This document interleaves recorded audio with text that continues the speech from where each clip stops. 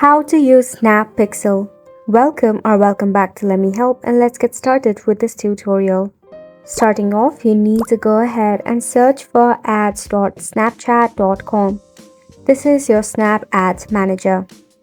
So firstly, if you have not signed in for your Ads Manager, you need to sign up for it.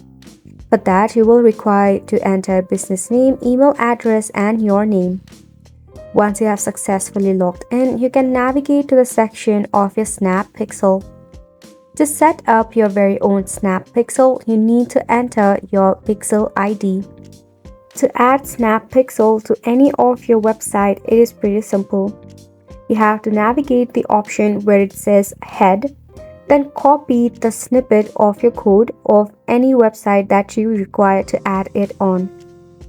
Then in the Head section, you have to paste the snippet code that you copied off your website.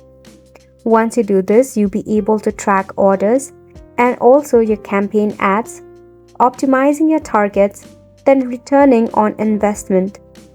It will also help you to unlock the retargeting option.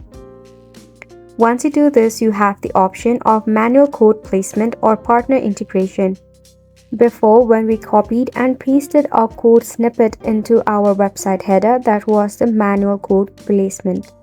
However, if it's too difficult for you, you can even try out the partner integration, where you can use platforms like Shopify or Wix, where they might offer a simpler integration process.